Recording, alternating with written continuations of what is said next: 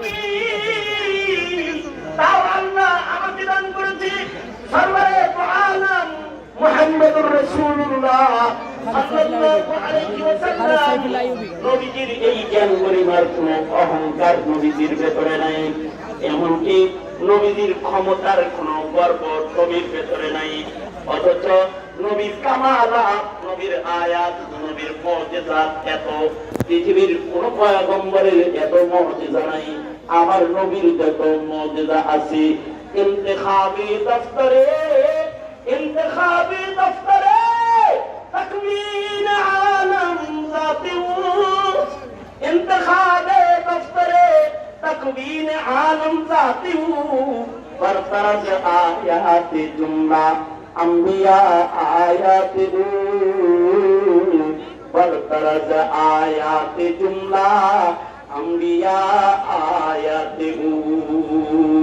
সারা দুনিয়ার সব নবীর মুজিজা যদি একদিকে রাখা হয় আর আমার নবীর মুজিজা যদি আরেকদিকে রাখা হয়, আমার নবীর মুজিজার ওজন সব নবীর মুজিজার চেয়ে বেশি হয়ে যাবে। আমার নবীকে আল্লাহ তাআলা এমন এক ক্ষমতার সালতানাত দান করেছেন, এমন এক নবুয়তের সালতানাত আমার নবীকে আল্লাহ দান করেছেন। আমার নবীর দুনিয়ার কারোর সাথে খালি সম্পর্ক না, তোমার নিয়ে একটা চেয়ারম্যানের সাথে সম্পর্ক, অথবা একটা মন্ত্রীর সাথে তোমার সম্পর্ক, অথবা প্রধানমন্ত্রীর সাথে তোমার সম্পর্ক, অথবা তোমার প্রেসিডেন্টের সাথে সম্পর্ক, কিন্তু আমার নবী আহকামুল হাকিমিন আল্লাহ তাআলার সাথে সরাসরি সম্পর্ক। এমন সম্পর্ক আমার নবীর আল্লাহর সাথে আছে। আমার নবী যদি কোনো কিছু বলে তো আসমানের মালিক আল্লাহ তাআলা সেটা কখনো ফেরত দেয় না।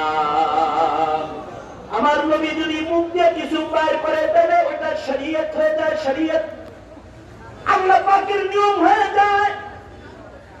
আমার নবীর মুখের কথা আল্লাহর নিয়ম হয়ে যায়, যদিও সেটা আল্লাহর নিয়মের খেলাফ হয়, কিন্তু আমার নবী যদি মুখ দিয়ে বলে ফেলায় তাহলে এটা আল্লাহর নিয়ম হয়ে যায়। যেমন আল্লাহ তাআলার একটা নিয়ম হলো, কোন বাচ্চা যদি ভিন্ন কোন মহিলার মুখে দুধ পান করে তাহলে এই বাচ্চাটা আর এই মহিলার মাঝখানে মা সন্তানের সম্পর্ক হয়ে যায়, যেটাকে দুধ সন্তান বলা হয়। দুধ সন্তান, পেটের সন্তান যেমন সন্তান, দুধ সন্তান এরকম সন্তান। যেমন আমার নবীর দুইজন মা, একজন মা আমিনা, যে মায়ের পেটে আমার রাসূল জন্মগ্রহণ করেছেন, আর আরেকজন মা হলো মা হালিমা মা, যে মায়ের দুধ আমার নবী পান করেছেন, দুধ পান করেছেন। কেউ যদি কোন মহিলার মুখের দুধ খায় তাহলে সে আসল সন্তান হয়ে যায়। মুড়ি দইলে পরে পীর মা আসল মা না, উকিল মা আসল মা না, কিন্তু দুধ মা আসল মা। অনেকে মনে করে পীর মা এটাই আসল মা, পীর বাবা আসল বাবা মনে করে। না, পীর বাবা আসল বাবা না, ওটা আমলিরাই গেলে সাহিবা, কিন্তু পর্দার বিধান পীরের লগেও আছে, পর্দার বিধান পীর মায়ের লগেও আছে, কিন্তু পর্দার বিধান নাই দুধ মায়ের লোক। পেটের সন্তান যেমন মা, দুধ সন্তানও তেমন সন্তান আর মায়ের সম্পর্ক। এটা কার বিধান? আল্লাহর বিধান। এটা কার বিধান? আল্লাহর বিধান। আপন ভাইয়ের সাথে যেমন বিয়ে শাদী হারাম, দুধ ভাইয়ের সাথে ওরকম বিয়ে শাদী হারাম। কতক্ষণ দুধ খাইলে বিয়ে হারাম? আল্লাহ রাসূল বলেন একটা সন দুই চষণ খাইলেই ভাই হয়ে যাবে। কারণ কি? এটা চিকিৎসা বিজ্ঞানেরও থিওরি যে ছোট্টবেলায় 2 বছর বয়সের ভেতরে কোন সন্তানের মুখে যদি কোন মহিলার স্তনের দুধ, শাল দুধ অথবা দুধ পড়ে যায়, এই দুধ হলো এই সন্তানের বডি গঠনে, দেহ স্ট্রাকচার গঠনে সবচেয়ে উপকারী খাদ্য। এক ফোঁটা গেলেও কান্না হয়ে যায় যদি সময় মতো যায়। যদি কি হয়? সময়ের ভেতরে হয়। যদি 2 বছরের ভেতরে হয়, দুধ পান করালেন মুত্তাক্কাবু হাওলাইনে কামিলাইন।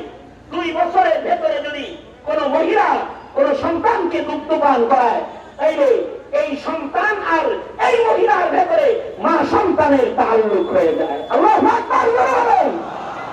শুধু সন্তানের লাগে মা সন্তানের তাল্লুক হয়েছে তা না, এই মহিলার বাকি সন্তানগুলোর সাথে, এই দুধ সন্তানের সাথে ভাই বোনের সম্পর্ক হয়ে যায়, ভাই বোনের সম্পর্ক হয়ে যায়। যেমন আল্লাহর রাসূল সাল্লাল্লাহু আলাইহি ওয়াসাল্লাম হালিমাতুস সাদিয়া দুধপান করেছেন। আল্লাহর রাসূল সাল্লাল্লাহু আলাইহি ওয়াসাল্লাম যুদ্ধের ময়দান থেকে ফেরত আসতেছেন,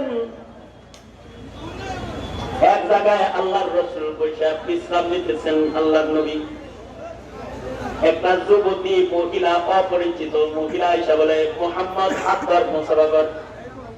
সাহাবীরা কয়, কে আয়েশা নবীর হাত ধরে মুসাফা করবার চাইলে কোনো পাগল এলো না।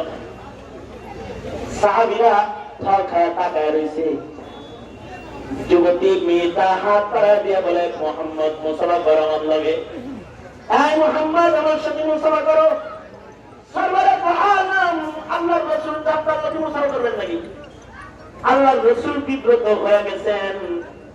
এমন সময় মহিলাটা কয়, এই মুহাম্মদ যদি মুসাফা না করো তাহলে কিন্তু মুআনাকা করুন, আর মানে জড়ায় ধরবো, কিন্তু তাড়াতাড়ি হাত দে, তাছাড়া কিন্তু আমি তোরে জড়ায় ধরুন। আল্লাহর রাসূল সাল্লাল্লাহু আলাইহি ওয়াসাল্লাম বিব্রত হয়ে গেছেন। নবীজি কিংকর্তব্য বিমূঢ় হয়ে গেছেন। কি করবেন, কোনো কথা নবী বলতে পারছেন না। শরম গালে পয়গম্বর নিচের দিকে মাথা দিয়ে রয়েছেন।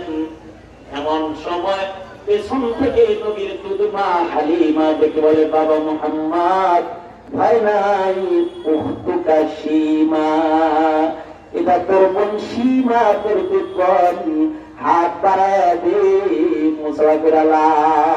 আল্লাহু আকবার বলে কিসের আসর? এক ফুটা দুধ খাইছে, তাও ভাই বোন হয়ে গেছে। কিন্তু আল্লাহ পাকের বিধান হলো এই দুধ খাওয়া খাইটা 14 বছরে হয়ে যাবে না। 14 বছরের পালে গেছে যদি দুধ খাওয়া হয় তাহলে বাচ্চার চলে গেছে। এটা 2 বছরের ভিতরে যাইব, যে বাচ্চাটার বয়স হবে 2 বছর, এর ভেতরে যদি দুধ খায় তাহলে দুধ না। কিন্তু নবীর এক সাহাবী হুযায়ফা এসে বলে, ও আল্লাহর নবী, একটা বাচ্চা ছোটবেলায় বাড়িতে আনছিলাম, এইটা ঘরে বড় হয়ে গেছে, কিছুদিন আগে এটা বালেগ হয়েছে। শুধু বালেগ হয় নাই, ছেলেটার দেহ অনেক লম্বা, একেবারে ধাইজুয়ান মগ্ন ব্যথার মতন দেখা যায়। ও আল্লাহর নবী, কিন্তু ছোটবেলার থেকে জামাই বউ দুইজনে মিলে ওরে পালছি, বাপের মতো ওকে আদর করি, আমার বিবি ওকে মায়ের মতো আদর করে, ও আমার বিবিকে মায়ের মতনই রেখে দো, এই মা ছাড়া ও যেন বাঁচে না। কি করি আল্লাহর নবী, আমার এই পালক ছেলেটা আমার বিবির সামনে আসে, আর আমার বিবিও পালক ছেলের সামনে যায়, টানে বড়কে ছোটকাল থেকে পালছে, কিন্তু আসলে তো এটা আসল মূলা না, পালক মূলা। করবটা কি আল্লাহর নবী? সাহাবী যখন বিব্রত হয়ে গেছি, আল্লাহর রাসূল বলে, সাহাবী, আল্লাহর বিধান হলো 2 বছরের ভেতরে দুধপান করাইলে ঠিক সন্তান হয়। যেহেতু তুমি বিপদে আছো, আমি আল্লাহ তাআলাকে বলে দিতেছি, তোমার বিবির স্তন থেকে একটু দুধ দহন করে এনে কাপে করে ওই ছেলেটারে খাওয়াই দাও। আল্লাহরে বলে দিব, 2 বছরের ভিতরে যে কামনা করে তোমার দাবি 14 বছরে করে দেয়। আল্লাহর রাসূল সারে পয়গম্বর মুখ দিয়ে কিছু বাইর করছে, এটা শরীয়ত হয়ে যায়। 2 বছরের ভেতরে দুধ খাওয়াইলে দুধ সন্তান হয়, কিন্তু আল্লাহর রাসূল কাউকে যদি কাঠিয়াও দুধ খাওয়ায় সে দুধ ছেলে হয়ে যায়।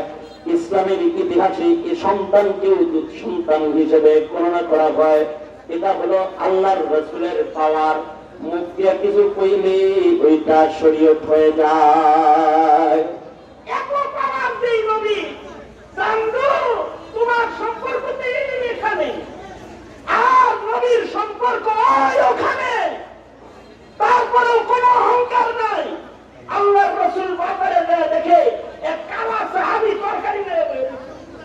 আল্লাহর রাসূল সাল্লাল্লাহু আলাইহি ওয়াসাল্লাম কালো সাহাবী বলেন, এমনি আপনি যে মাটির ভিতরে বসে, মাটিতে বসে আল্লাহর রাসূল তার মাথায় হাতে বলে, এ আমার বন্ধু, আমি তার শহরের বন্ধু। আল্লাহু আকবার। এতটুকু জাররা অহংকার নাই। আর তুমি ক্ষমতার দাপটে দম্ভে অহংকারী হয়ে গেলা। মিয়া ইউনিয়নের বাসী নেতা, তোমার বাবার মুত্তাকি মানুষের মাথার পাগড়ি সুদ্ধা পইরা যায় করে। এত দম্ভ কেন? এ দম্ভ আল্লাহ পাকের কাছে পছন্দনীয় না, এটা আল্লাহ পছন্দ করেন না। এই কারণে আবু বকরের মতো খলিফাতুল মুসলিমিন, যিনি নবীর মুসল্লায় দাঁড়ায় নামাজ পড়াইছেন, যিনি নবীর জায়গায় বসে বিচার পরিচালনা করেছেন, এই আবু বকর রাতের বেলায় খালি পায়ে হাঁটতেন। হযরত উমরের সাথে একদিন রাতের বেলায় দেখা। হযরত উমর বলে, আবু বকর, খলিফাতুল মুসলিমিন খালি পায়ে হাঁটতেছেন কেন? পাথরের আঘাতে যদি পা কাটা যায় কি করবেন? একটা জুতা আপনার নাই, আবার বেতন বাড়ায় দিই, বাড়ায়ও নেন না। এই যে নেন, আমি উমরের জুতাটা দিলাম। কই গেছিলেন? একটা বুড়ি মহিলার খেদমত করি, রাতের বেলায় এসে তার থালাবাটি দিই। হযরত আবু বকর রাতের বেলায় একটা বৃদ্ধা মহিলার থালাবাটি ধুয়ে দেয়।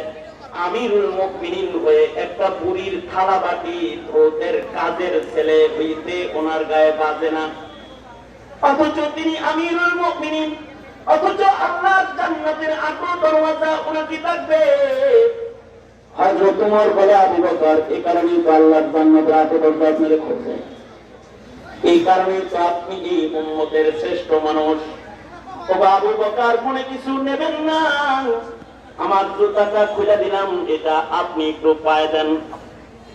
হযরত আবু বকর বলে, উমর, কি মনে করেছো আমার কি জুতা নাই? অবশ্যই আমার জুতা আছে, কিন্তু নীরব রাতের আধারে জুতা পায়ে দিয়ে হাঁটতে আমি আবু বকরের ডর করে। কারণ আমার জুতার খড়মের আওয়াজে যদি কোনো অসুস্থ রোগীর ঘুম ভেঙে যায়, কোনো বৃদ্ধা কোনো বৃদ্ধের যদি ঘুম ভেঙে যায়, তাহলে ময়দানে মাহশারে আল্লাহ যদি আমার জিগায়, আবু বকর, আমিরুল মুমিনিন হয়ে রাতের বেলায় জুতা পায়ে দিয়ে খটখটায় হাঁটছ, তোমার পায়ের আওয়াজে অসুস্থ রোগীর ঘুম কেন ভাঙলো? বলো না উমর। জালাল মালিক আল্লাহ বিচারের আদালতে বৈশা যদি আমার মতো আবু বকর রে এমন ভাবে আসামির কাজ করায়, তার করায় দেয়, উমর রে বল না আল্লাহর আদালতে দাঁড়ায় আমার মতো আবু বকরের কথা বলার কোন যোগ্যতা কি আছে?